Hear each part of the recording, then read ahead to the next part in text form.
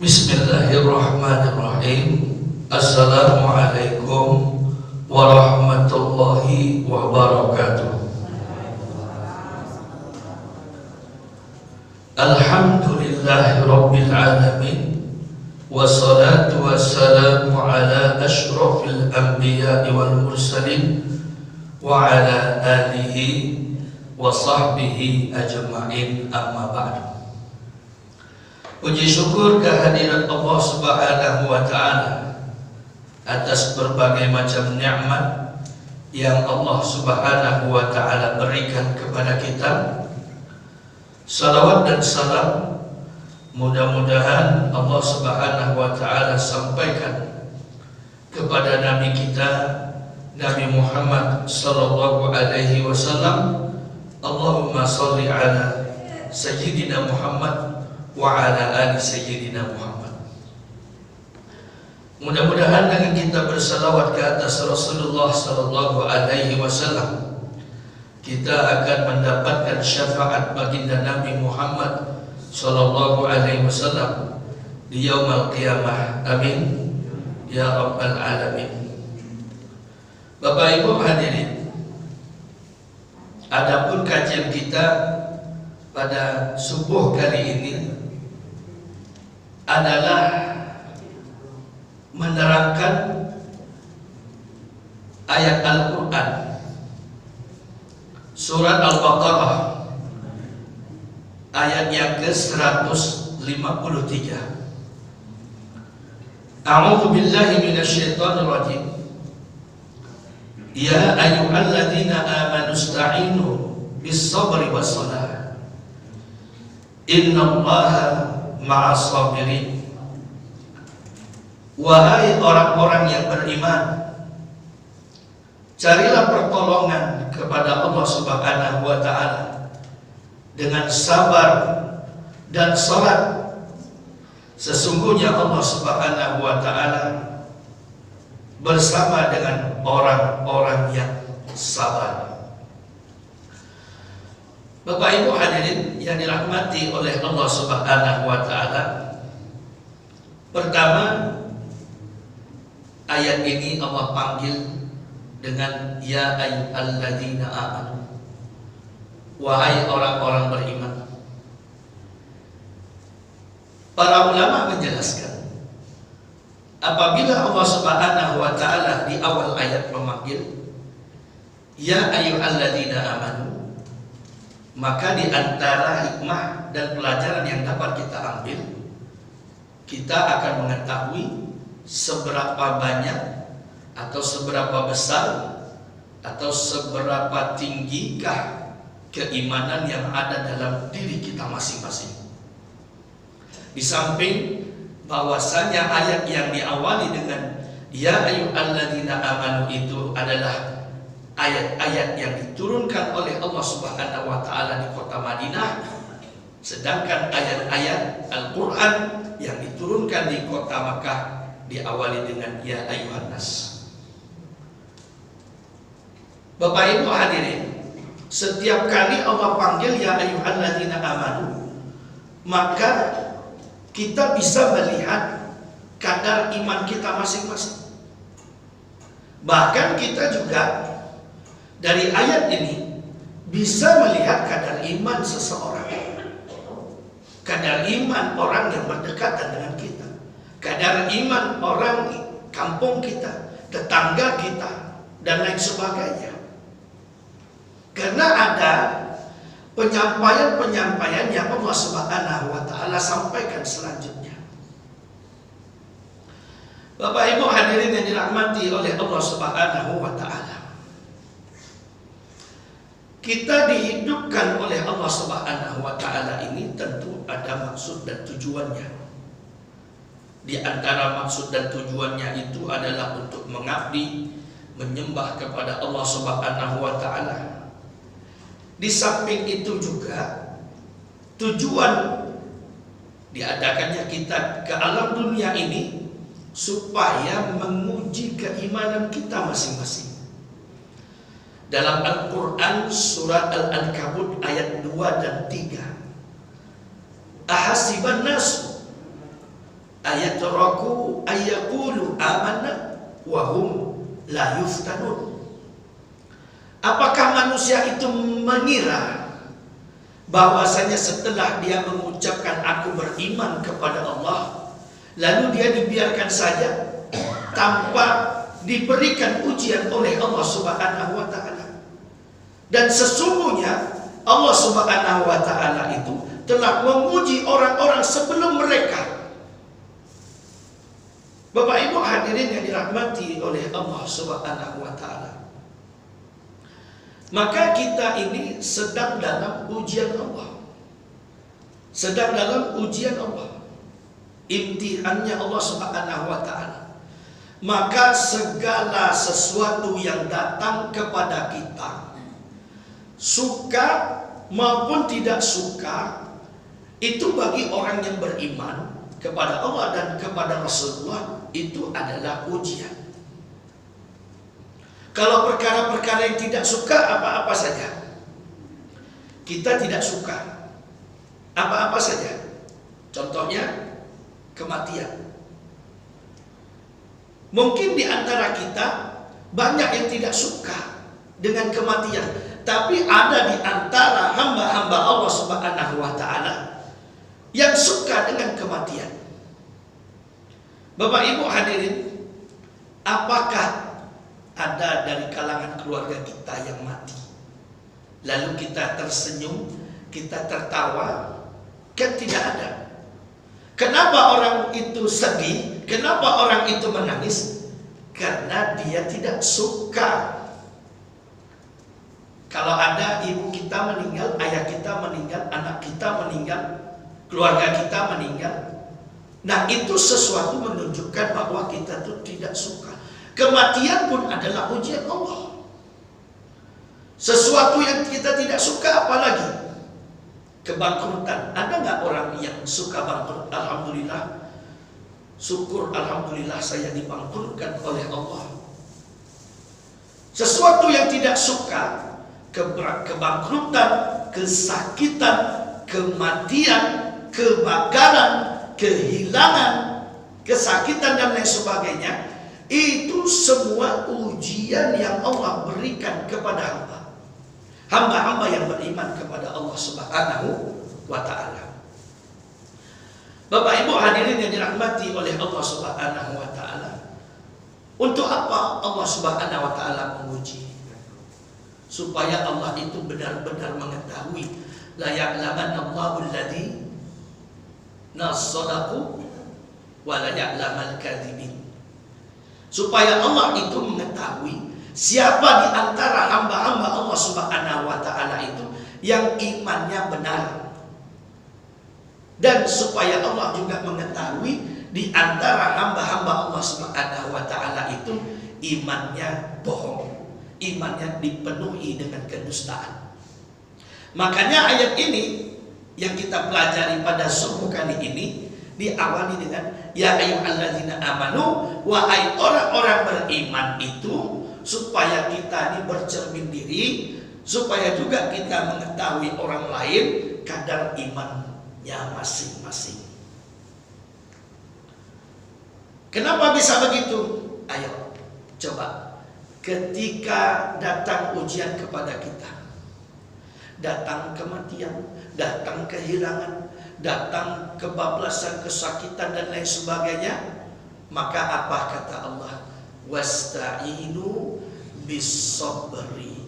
Carilah pertolongan kepada Allah dengan melakukan kesabaran. Itu bermakna apa? Di dalam sabar itu ada pertolongan Allah. Di sini sabar semua kan? Ada yang tak sabar? Mudah-mudahan. Bapak Ibu hadirin, sabar itu ibarat kunci. Kita sudah membuka gudang khazanah kekayaan Allah, yang mana Allah Subhanahu wa taala akan berikan kepada kita. Umpamanya semacam itu. Makanya dari ayat ini, kalau kita ditimpa ujian, musibah, bala dan sebagainya yang tidak kita sukai, Bapak Ibu hadirin, maka kita bersabar. Orang yang imannya betul, dia akan melakukan kesabaran. Kalau imannya rusak, imannya tidak betul, maka dia tidak akan memilih jalan kesabaran ini untuk meraih pertolongan Allah atau untuk menyelesaikan sesuatu. Dia tidak akan memilih sabar, dia akan memilih selain sabar. Maka ketika orang itu memilih sabar, imannya sempurna kepada Allah. Ketika orang itu tidak memilih sabar dalam ujian yang Allah berikan kepada dia, maka imannya rusak kepada Allah Subhanahu wa taala. Wa la ya'lamanna Allahu alladziina shadaqu wa la ya'lamanna al-kadzibin. Agar Allah mengetahui ini iman yang betul, agar Allah mengetahui ini iman yang dipenuhi dengan kedustaan. Jadi sakit itu datang dari mana? Sakit datang bukan dari tubuh kita, tapi itu sakit datang daripada Allah Subhanahu wa taala. Maka ketika ditimpakan kepada kita, apa yang kita pilih adalah sabar. Sekarang sabar. Sabar itu apa? Sabar itu al-habasu lin nafsi ala kulli ma tukrahu. Ala kulli ma tukrahu. Al-habasu menahan li nafsi diri, menahan diri. Ala kulli ma, atas segala sesuatu, tukrahu, yang dibenci, yang tidak disukai. Apa saja yang kita tidak sukai, maka tahan diri kita, itu sabar. Kita tak suka barang kita hilang, betul. Sendal kita hilang, kendaraan kita hilang, jabatan kita hilang, jari tangan kita hilang, kaki kita hilang dipotong. Kita kan tak suka. Sesuatu yang tak suka itu kita tahan diri kita, itu namanya sabar. Orang ejek kita, orang ejek kita, lalu kita tahan diri, dengan itulah sabar. Maka ketika orang datang mengejek kita dan lain sebagainya, lalu kita memilih sabar, berarti bapak-bapak, ketika ada orang semacam itu, atau ibu-ibu, ketika ada orang semacam itu, iman orang ini lagi sehat kepada Allah, sempurna kepada Allah. Bapak Ibu hadirin yang dirahmati oleh Allah Subhanahu wa taala, itu sabar. Sabar ini rupanya ada 3 tingkatan. Sabar ini, yang dalam anggapan kita nih sabar nih sama aja semua. Rupanya tidak. Sabar ini ada 3 tingkatannya Bapak Ibu. Kalau dalam kitab tafsir yang kita bawakan di sini, sabar itu ada 3. Ya.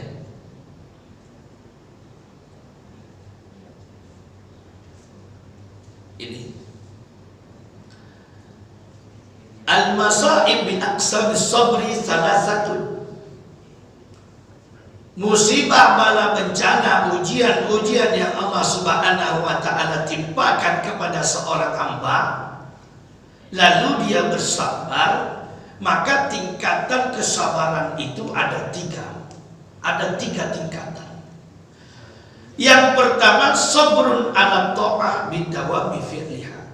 Yang pertama adalah menahan diri, bersabar dalam ketaatan kepada Allah dengan melanggengkan atau dengan mengistiqomahkan perintah-perintah Allah Subhanahu wa taala, itu tetap berjalan. Ini namanya sabar dalam menjalani ketaatan kepada Allah. Jadi perintah-perintah Allah itu dijalankan, istiqomah, sabar. Macam mana itu?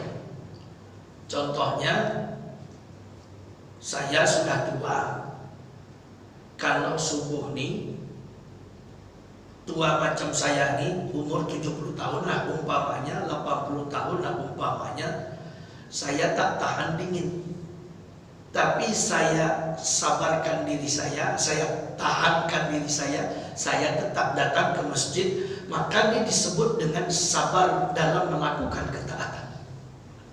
Atau buta kita nih, dulu melihat karena kataran, kemudian sampai Allah uji kita nih dengan kebutaan, kita tetap datang ke masjid untuk melaksanakan sholat 5 waktu, maka ini disebut dengan sabar dalam ketaatan. Atau kita stroke, tahu stroke? Tahu. Stroke kita, badan mati setengah, jalan sudah pencang, ya. Tapi kita tetap datang ke masjid, ini sabar dalam ketaatan. Nah, istiqomah dia. Kalau di Arab sana ada apa? Orang tua umur 74 tahun selama 40 tahun pulang pergi ke masjid dalam keadaan merangkak dan tidak pernah tertinggal takbiratul ula bersama imam. Nah, ini termasuk sabar dalam ketaatan. Melanggengkan ketaatan itu, istiqomah dia menjalankan, itu juga disebut sabar. Kemudian Bapak Ibu ya hadirin, yang kedua, wasabrun 'anil maksiyah bidawami tarkiha. Yang kedua adalah sabar meninggalkan maksiat, istiqomah tidak mengerjakannya. Ini sabar juga. Menahan diri itu sabar. Dia mampu melakukan maksiat, tapi dia sabarkan dirinya, dia tahan dirinya, dan istiqomah dia meninggalkan kemaksiatan itu. Ini juga disebut dengan sabar. Laki-laki mandang wanita cantik, boleh gak? Halal gak? Halal tidak? Hah? Ngapa dipandang? Bening Pak Ustaz. Ya. Memandang wanita itu ya dengan ada zub begitu ataupun tak ada zub, ya kan? Memandang kecantikannya saja itu maksiat tidak? Maksiat tidak? Hah? Maksiat. Dan memandang wanita ini bukan anak muda saja. Orang tua pun pandang wanita. Nah, kalau ada orang itu yang tahan dirinya untuk memandang yang semacam itu, maka keimanannya betul. Keimanannya betul. Meninggalkan maksiat, istiqomah. Apalagi yang dalam pikiran kita ini kan maksiat ini zina, betul? Zina betul maksiat. Tapi maksiat itu sesuatu yang melanggar larangan Allah, itu namanya maksiat. Perintah Allah ditinggalkan maksiat, kemudian larangan Allah dikerjakan itu maksiat. Apalagi contohnya maksiat? Contohnya maksiat apa lagi? Memakan harta riba itu apa tidak maksiat? Meninggalkan sholat 5 waktu apa tidak maksiat? Bapak Ibu hadirin, kalau dia mampu meninggalkan kemaksiatan itu, maka dia ini orang yang sabar. Ketika dia memilih kesabaran, berarti balik ke belakang lagi, berarti imannya betul. Ya. Kemudian apa lagi? Tunggu. Bentar lagi pertolongan Allah akan datang. Bentar lagi pertolongan Allah akan datang. Yang ketiga, wasabrun 'alal bala. Wasabrun 'alal bala bihamdillah wa syukrihi 'alaiha. Fayakunu syakiran 'ala sarra'i wa dharra. Yang ketiga, sabar dalam menghadapi bala bencana. Yang ketiga ini sabar dalam menghadapi bala bencana. Angin puting beliung. Kemarin ada angin puting beliung tidak di Pekanbaru? Rumah kami terbang atapnya. Angin lebat. Bukan angin lebat aja, hujan lebat. Alhamdulillah kamar itu jadi kolam renang. Sabar tidak? Sabar. Harus sabar. Tidak ada daun yang jatuh ke alam dunia ini kecuali melainkan dengan izin Allah Subhanahu wa Ta'ala. Jadi semua ini sudah ada, tintanya sudah kering. Kita sholat subuh di sini, siapa yang terlambat, apa segala macam itu sudah kering tintanya tuh di sini. Yang tak sholat subuh ada nih, sudah kering tintanya semua. Bapak Ibu hadirin yang dirahmati oleh Allah, maka yang ketiga ini sabar dalam menghadapi bala bencana. Apa saja bala bencana itu? Bangkrut, ya. Apalagi? Hilang, ya, ya, hilang. Kemudian ketika bencana itu datang, di sini disebutkan mengucap alhamdulillah. Ucap alhamdulillah ini tahu dah artinya. Kita kan kalau ada nikmat baru alhamdulillah, iya kan? Sedangkan alhamdulillah ini artinya apa? Hanya kepada Engkaulah segala puji-pujian itu, dan bersyukur kepada Allah Subhanahu wa Ta'ala. Bapak Ibu hadirin, supaya kita apa? Supaya kita ini menjadi hamba yang senantiasa bersyukur kepada Allah. Bersyukur dalam keadaan apa? Fisarra wa dharra, dalam keadaan senang maupun dalam keadaan sempit, dalam keadaan miskin maupun dalam keadaan kaya. Bapak Ibu hadirin, kalau tiga tadi, kesabaran dalam ketaatan, kesabaran dalam meninggalkan kemaksiatan, kesabaran dalam menghadapi bala bencana, lalu kita laga dia. Yuk kita laga dia. Laga itu apa? Kita adu. Kira-kira yang mana yang lebih tinggi derajatnya? Yang nomor satu, yang jawarannya itu yang mana? Yang nomor satu dari tiga sabar tadi ini, tingkatan yang paling utama, kesabaran yang mana? Maka para ulama menjelaskan wa a'zamuha as-sabru anil ma'asi. Maka tingkatan yang paling tinggi dari tiga kesabaran tadi, maka kesabaran dalam meninggalkan kemaksiatan. Sabar dalam ketaatan itu banyak orang taat, banyak. Sabar dalam menghadapi bala bencana juga banyak juga. Udahlah, itu tak rezeki kita. Tapi sabar dalam meninggalkan kemaksiatan. Nabi Yusuf dalam kamar itu. Nabi Yusuf waktu itu masih muda. Siti Zulaikha pun masih muda. Zaman itu wanita yang paling cantik adalah Zulaikha. Mana-mana wanita mau tanding dengan Zulaikha, tak ada lawan. Tak ada lawan. Wanita yang paling cantik di zaman itu Zulaikha namanya. Zulaikha cantik luar biasa. Kemudian istri raja lagi.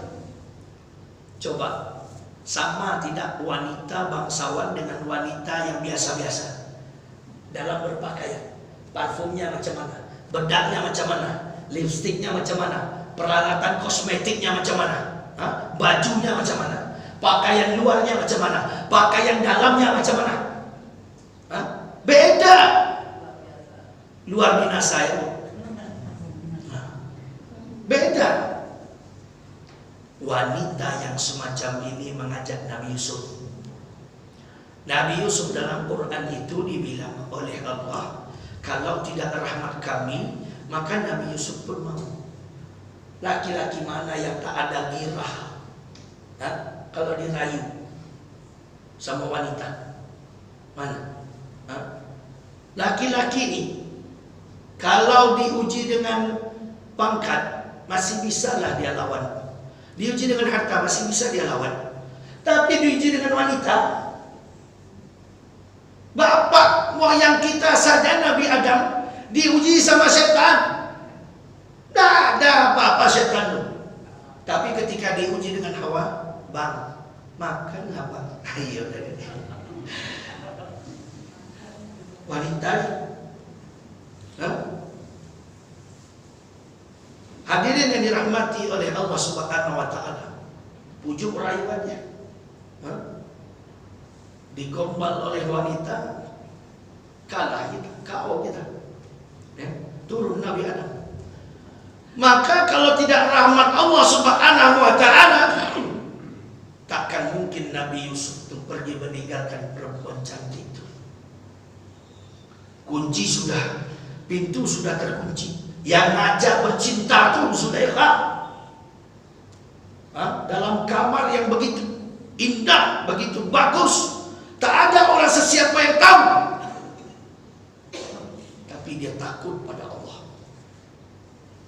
Maka pintu yang tadi terkunci dengan izin Allah terbuka. Lari Nabi Yusuf. Bukan tak mau, karena takut kepada Allah Subhanahu wa taala. Karena rahmat Allah Subhanahu wa taala. Lari.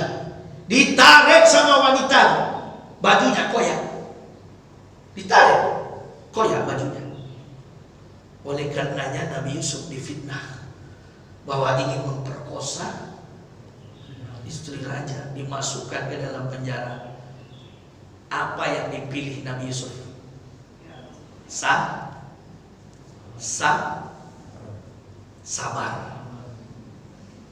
Yang dipilih Nabi Yusuf Pak, sabar. Tidak apa-apa dimasukkan ke dalam penjara, sabar. Rupanya dengan sabar itu menarik pertolongan Allah Subhanahu wa taala. Akhirnya jadi apa Nabi Yusuf? Jadi raja Mesir. Sekarang kita ini mau tidak bersabar? Insya Allah ya. Mudah-mudahan, amin ya rabbal alamin. Tapi Allah ini adil, Pak. Allah ini adil. Kenapa kita bilang adil? Sekian waktu berlalu, Nabi Yusuf ini semakin wibawa, semakin bijaksana, semakin ganteng. Kegantengan Nabi Yusuf ini tahu tak? Kegantengan Nabi Yusuf ini adalah separuh kegantengan makhluknya Allah. Kalau diadakan bulan macam jam tuh, bulan setengahnya itu kegantengan itu untuk Nabi Yusuf. Separuhnya lagi untuk seluruh makhluk yang ada sampai hari kiamat. Bayangkan. Itu kata Nabi Muhammad dalam hadisnya. Kegantengan Nabi Yusuf alaihi salatu wassalam. Lalu berjalannya waktu, Zulaikha tua, namanya tua, sudah nenek-nenek. Nih keriput nih, kulit keriput. Semua kendor, pipi kendor. Ini kulit ini kendor, semua kendor. Kemudian sudah buta lagi. Zulaikha yang cantik tadi berubah menjadi perempuan tua, lemah, keriput, buta, rambutnya pun berubah semua. Kata orang-orang yang sekeliling Zulaikha itu, mintalah fasilitas kepada Raja Mesir yaitu Yusuf. Dulu engkau yang menolong dia, sekarang minta tolong kepada dia. Kata Zulaikha, aku tak mau. Dan kemungkinan dia lupa kepada aku. Aku sudah tak cantik lagi. Aku sudah keriput, aku sudah buta, aku sudah miskin. Tapi Bapak Ibu, Allah pertemukan dia. Zulaikha dalam keadaan sudah tua, beruban, buta, karena seringnya menangis kepada Allah, menangis beribadah, menangis kepada Allah. Allah pertemukan Nabi Yusuf dengan Siti Zulaikha. Dalam keadaan buta, apa kata Zulaikha? Wahai Yusuf, masih ingatkah engkau kepada aku? Dulu dia belum beriman, sekarang dia dia sudah beriman. Apa kata Nabi Yusuf? Ya, aku sangat kenal kepada engkau. Engkau adalah Zulaikha. Maka singkat cerita, Bapak Ibu, bukan hanya fasilitas yang diberikan Nabi Yusuf kepada Zulaikha, tetapi Nabi Yusuf melamar Zulaikha dalam keadaan tua semacam itu untuk menjadi istrinya. Kira-kira Bapak ada yang sanggup kawin sama nenek-nenek? Kawin sama nenek-nenek? Nabi Yusuf, orang paling ganteng, tidak ada yang bisa menandingi sampai hari kiamat. Tapi rela menikahi Zulaikha yang sedang keadaan buta, keriput, rambut beruban.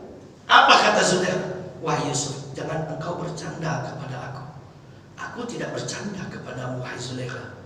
Aku menikahi kamu itu karena Allah Subhanahu wa Ta'ala. Terjadi pernikahan, Pak. Serius amat Bapak nih. Terjadi pernikahan. Terjadi pernikahan ketika setelah dinikahi oleh Nabi Yusuf alaihi salatu wassalam, datang kudrat Allah, datang pertolongan Allah Subhanahu wa Ta'ala.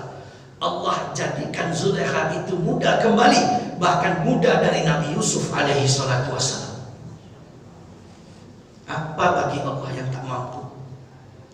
Innama idza arada syai'an ayyaqula lahu kun fayakun. Maka kembali muda. Tetapi ketika kembali muda, dia tak semacam dulu lagi. Dia muda kembali, tapi sibuk beribadah kepada Allah Subhanahu wa Ta'ala. Nabi Yusuf tunggu kapan selesai sholat Zulaikha. Tak sabar. Kecantikannya lebih luar biasa daripada yang dulu. Tak sabar Nabi Yusuf menunggu selesai sholatnya Siti Zulaikha tadi. Maka ditariknya telekuk Nabi Yusuf pun koyak. Zulaikha pun koyak. Mukena Zulaikha koyak. Apa kata Allah? Wahai Yusuf, sekarang sudah impas. Dulu engkau yang ditarik koyak bajumu, sekarang engkau yang menariknya. Maka impaslah. Ini dua-dua ini sama-sama sabar nih. Nabi Yusuf sabar, betul. Betul ya? Siti Zulaikha, Allah takdirkan dia menjadi tua dan muda. Sabar. Maka sabar itu mendatangkan pertolongan Allah Subhanahu wa Ta'ala. Bapak Ibu hadirin yang dirahmati oleh Allah Subhanahu wa Ta'ala, maka tingkatan yang pertama itu yang paling tinggi adalah sabar meninggalkan maksiat. Wa aqallu anhu as-sabru ala ta'ah. Maka tingkatan kesabaran yang paling rendah, tingkatan kesabaran yang paling rendah, paling kecil itu adalah sabar dalam ketaatan. Jadi jangan kita ini merasa sudah sempurna, merasa bangga kalau kita ini sudah istiqomah dalam ketaatan, tetapi ada lagi tingkatan kesabaran yang di atasnya. Apa? Wa aqallu minhuma as-sabru 'alal bala. Nah, di atas tingkatan kesabaran dalam ketaatan itu ada sabar dalam menghadapi bala bencana. Ada orang yang istiqomah sholat 5 waktu, tapi ketika keluarganya meninggal dunia teriak-teriak ada. Makanya tuh belum sabar lagi. Dia masih setakat tingkatan sabar dalam ketaatan. Tapi ketika keluarganya, suaminya, istrinya, orang tuanya, anaknya dan lain sebagainya, ketika ditimpakan ujian, bala, bencana, musibah dan lain sebagainya, dia tak menerima, maka ini baru tingkatan sabar dalam ketaatan, belum dalam sabar dalam tingkatan menghadapi bala bencana. Maka kalau kita aturlah dia, tingkatan yang paling atas itu sabar meninggalkan maksiat. Di bawahnya ada sabar dalam menghadapi bala bencana. Yang paling bawah sabar dalam ketaatan kepada Allah Subhanahu wa Ta'ala. Kenapa bisa demikian? Para ulama itu kan ngomongnya tuh Itu nggak sembarangan. Ulama itu tuh ngomongnya pasti berdasarkan dalil. Apakah memang ada dalil? Ada. Dari baginda Nabi Muhammad SAW. Li'annahu warada anna sabira. Karena ada dalil bahwasanya kesabaran alal balai, kesabaran dalam menghadapi bala bencana, yarfa'ahu Allahu salasa mi'ati darajatan baina kulli darajataini kama baina samai wal ardi marratan. Jadi kesabaran dalam menghadapi bala, maka Allah Subhanahu wa taala akan angkat derajatnya itu hingga 300 derajat. Dan satu derajat dengan derajat yang lain itu jaraknya antara langit dan bumi. Sekali saja. Berarti orang yang menghadapi bala bencana, dia tahan dirinya, maka ketika itu pula, detik itu pula Allah tinggikan derajatnya 300 derajat. Sedangkan satu derajatnya kepada derajat yang berikutnya itu antara langit dan bumi. Kira-kira berapa tinggi derajat seorang yang sabar itu di sisi Allah Subhanahu wa taala. Ini baru derajat dalam menghadapi bala bencana. Kemudian lagi apa? Wasabiru ala dawami ta'ah. Yarfa'ullahu sittu mi'ati darajatan baina kulli darajataini kama baina samai wal ardi marratan. Orang yang sabar dalam melanggengkan ketaatan kepada Allah, maka Allah angkat derajatnya hingga 600 derajat. Jarak antara satu derajat dengan derajat yang lain itu jaraknya antara langit dan bumi. Sabar dalam ketaatan itu ditinggikan 600 derajat. Satu derajatnya antara langit dan bumi. Berapa tinggi ketingkatan kesabaran itu? Kemudian yang ketiga, wasabiru anil maksiyati yarfa'ullahu tis'umi'ati darajatan baina kulli darajataini kama baina samai wal ardi thalatha marrat. Orang yang bersabar meninggalkan kemaksiatan, maka detik itu juga Allah angkat derajatnya hingga 900 derajat. Jarak antara satu derajat dengan derajat yang lainnya antara langit dan bumi kali 3. 900 kali 3 berapa? Nah, 2700. Tengok, tinggi. Meninggal, menahan diri tidak melakukan maksiat, bersabar tidak melakukan maksiat, maka Allah Subhanahu wa taala akan naikkan derajatnya hingga 2700 derajat. Jarak antara satu derajat dengan derajat yang lain seperti langit dan bumi. Maka kalau bisa di tiga-tiga tingkatan ini kita ada di sana.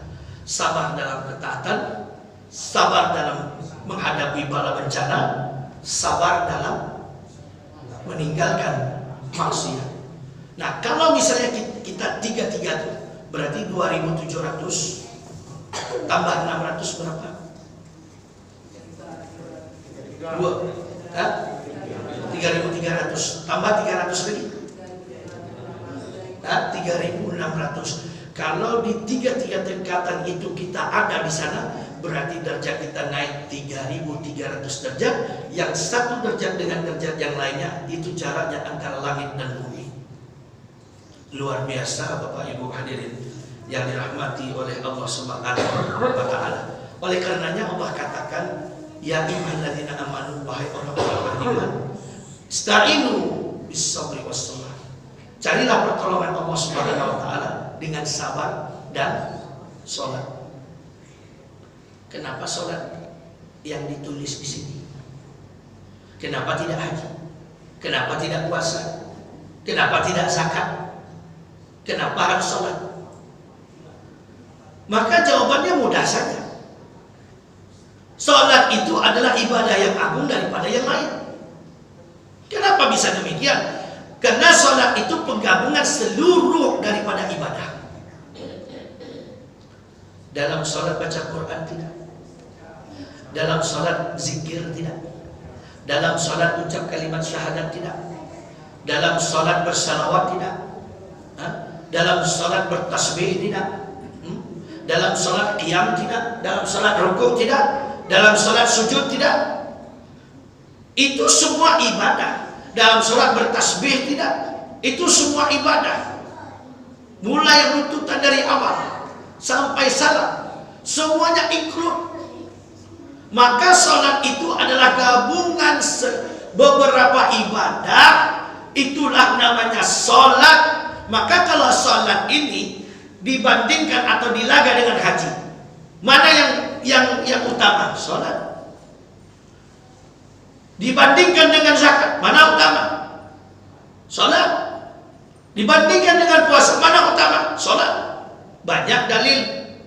Kalau zakat, haji, puasa itu syariatnya Allah kirimkan melalui malaikat Jibril. Kalau sholat macam mana?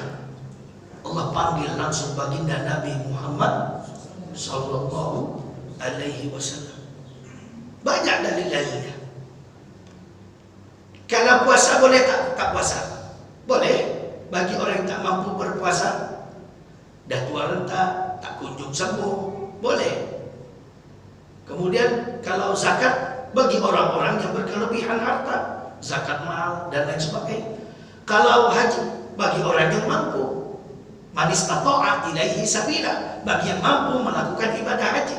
Tapi kalau sholat, mau miskin kah, mau kaya kah, selagi akal masih dalam kepalanya, tak bisa berdiri, duduk, tak bisa duduk, balik, tak bisa balik, berisyarat saja, tak bisa ngapa-ngapa, kita sholat. Maka sholat ini lebih utama. Maka sabar dan sholat, itulah cara orang beriman untuk menarik pertolongan Allah Subhanahu wa ta'ala.